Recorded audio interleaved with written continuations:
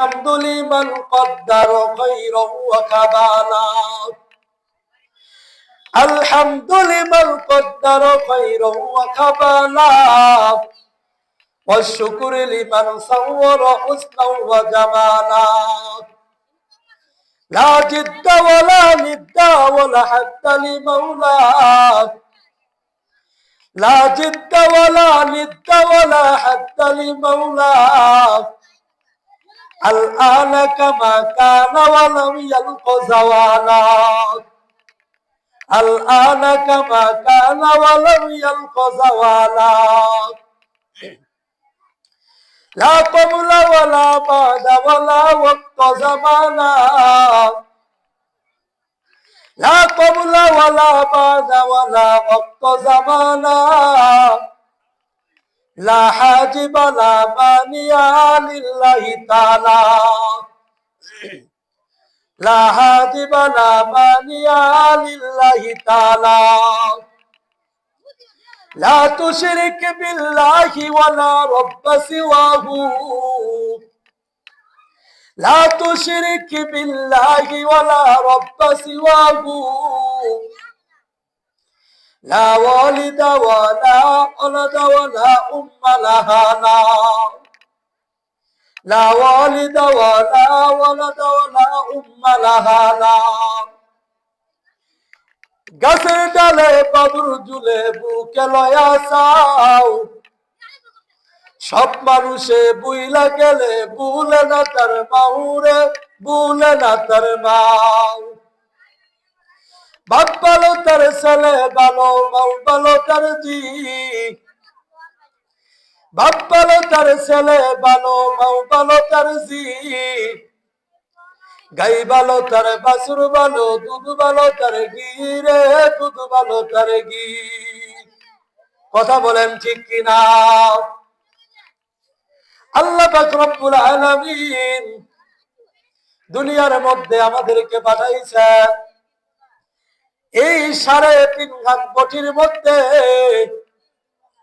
আমাদেরকে আল্লাহ কি জন্য পাঠাইছে আর কি নিয়ে চলতে হবে আল্লাহ পাক রব্বুল আলামিন ডাক দেয় ইয়া আইয়ুহান নাস قد جاءتكم موعظة من ربكم وشفاء لما في الصدور وهدى ورحمة للمؤمنين আল্লাহ পাক রব্বুল আলামিন ডাক দেয় আমাদেরকে ইয়া আইয়ুহান নাস হে মানুষ قد جاءتكم موعظة من ربكم তোমার রবের পক্ষ থেকে উপদেশ বাণী এখন মানুষে আবার বলে কি এইটা দিয়া আমরা কি করব মাউইযাতুম মির রাব্বিকুম ওয়া শিফাউন লিমা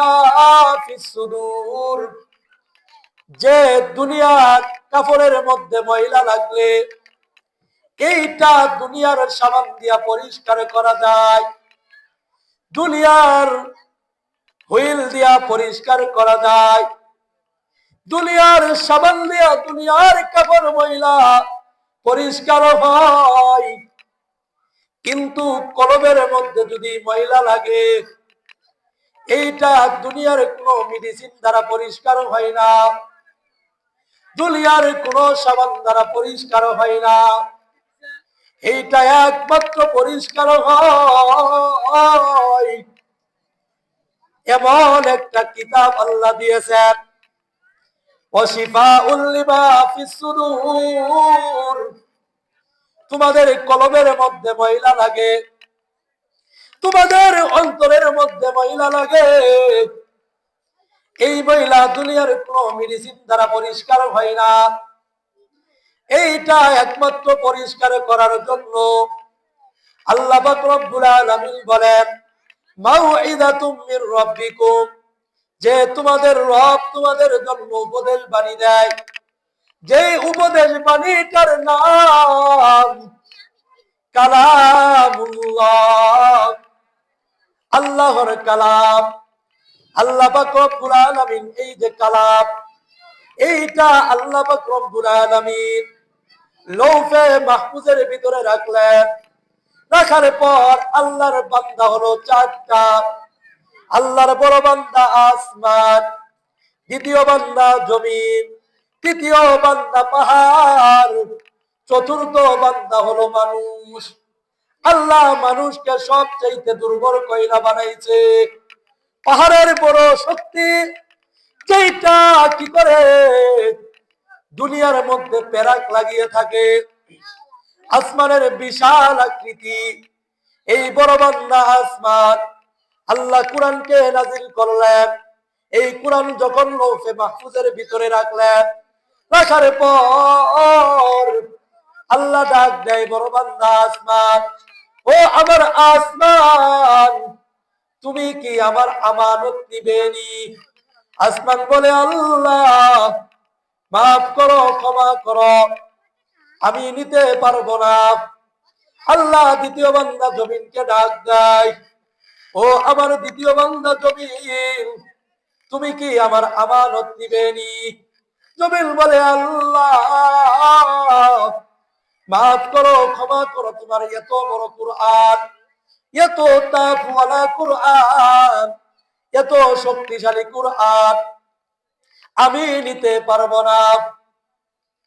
3 নাম্বার আল্লাহ ডাক দেয়, ও আমার তৃতীয় বান্দা পাহাড়, তুমি কি আমার আমানত নিবেনি?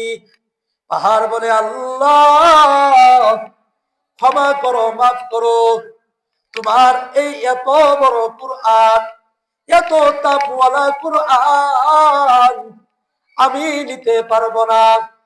আল্লাহ রাগ হয়ে গেলেন।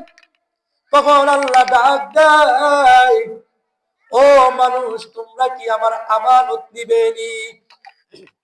এখন মানুষ চিন্তা করে, আল্লাহর বড় বান্দা আসমান নিতে পারলো না, দ্বিতীয় বান্দা জমিন নিতে পারলো না, তৃতীয় বান্দা পাহাড় নিতে পারলো না, আমরা তো 4 নাম্বার সব চাইতে দুর্বল।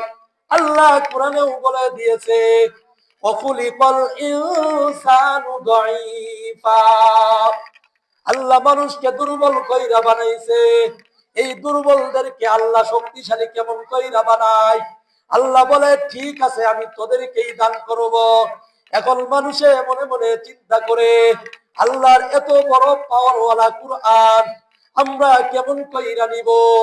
আমরা তো দুর্বল। পাহাড় পাইল না, জমিন পাইল না, আসমান নিতে পারলো না।